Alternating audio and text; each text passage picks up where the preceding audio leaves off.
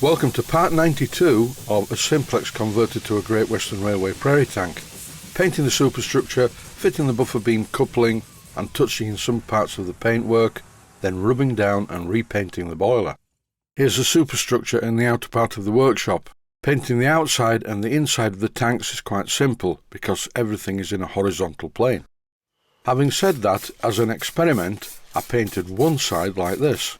I was very careful not to apply too much paint because the last thing I want on this thing is a big run, because the rivets are in the way for rubbing it down. The problem that I had with the boiler would appear to be because I'm not used to using these small rattle cans. As I've mentioned quite a few times before, I would normally buy some tins of Phoenix Precision paint from Blackgates Engineering in whatever colour that I needed. Then I would take the paint over to a company who put it in aerosols. And now, after making a thorough mess of painting the boiler, I'm a bit wiser, so this job is a lot better.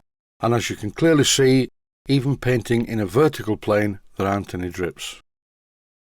These are the brake linkages and they need painting. First of all with etching primer, which I did shortly after I filmed this clip. I painted them outside on an old Black & Decker workmate in the garden.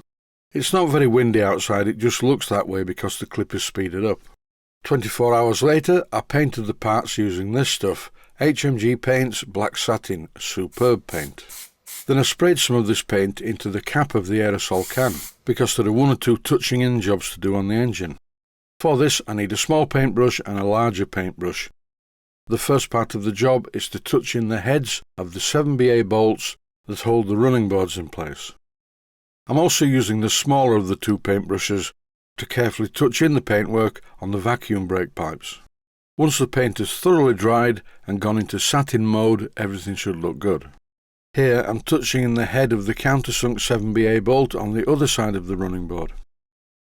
You can actually apply quite a lot of paint to slot-headed bolts. What happens is the paint goes into the slot and that holds it in place. I know it looks a bit wrong at the moment because it's all shiny, but don't forget this paint is the same stuff that's on the running board. So once it dries it will become satin black. In this clip I'm painting the lever and linkage that operates the cylinder drains. And now I'm going to paint the entire reversing lever stand. You will notice I'm using the larger brush for this job. And in no time at all it's starting to look good. If I leave it in plain steel it will just go rusty. Often when I make a painting video I will compose, play and record some music, but I've got quite a lot of things I need to explain as I'm doing this. This is the towing bracket, and it takes a pin that goes all the way through it to make sure that the linkage between the locomotive and the passenger truck is solid.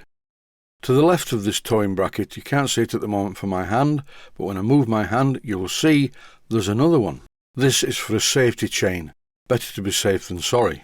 I've actually seen what happens when a locomotive's chain comes loose from the passenger truck. Suddenly the engine goes much faster and on the first bend, well, you can imagine what happens.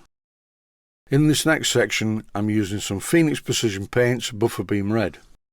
I've stirred the mixture thoroughly and here I'm using it to paint the buffer beam.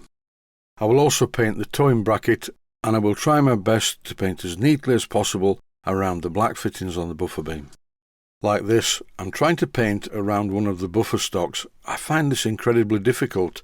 I have quite a steady hand, but when I do jobs like this I suddenly get nervous. It's not too bad though. If I get it wrong with the black paint I will repaint it with the red paint when the black paint has dried. After this first attempt the rear buffer beam looks slightly better than it did before I started. And now it's back to the boiler. If you've already seen the episode when I made a mess of painting the boiler and tried to repair it, you'll know where I am with the job. The big mess on the second section in from the right hand side is looking a lot better. Now the paint's hardened I can rub it down even further. The superstructure is looking good. I can't find any drips or runs on it. All I need to do now is give the boiler a final rub down with some wet to dry sandpaper, starting with 400 grit and then using 800 grit. I'm taking it easy though and using plenty of water because I don't want to rub through the paint now. There was a faint outline of one of the previous drips, but that disappeared when I started the sanding process. I used the 800 grit wet to dry sandpaper all over the wrapper. Here I've turned it round to do the other side. The video, as usual, is heavily edited, and it really did take much longer than this to do the job. I was careful to make sure I rubbed down right into every corner up against the boiler bands, and after some rubbing down, I used a cloth with some clean water to wash away any debris, followed by a dry cloth to make doubly sure. I changed the cloth frequently for a clean one, and in the end I got a finish that was satisfactory. When I fitted the front boiler band, I actually used some Loctite to hold it in place, but it dropped off. So here I'm rubbing down the Loctite to smooth it out, and then I refitted the boiler band. I took the boiler into the outer part of the workshop and painted it, and now it looks like this. You will notice a distinct lack of runs, drips or sags in the paint. It's looking very shiny, but that's because the paint is wet. This is a satin finish paint, and I'm really hoping when I return to the workshop tomorrow morning the paint will have dried and look okay.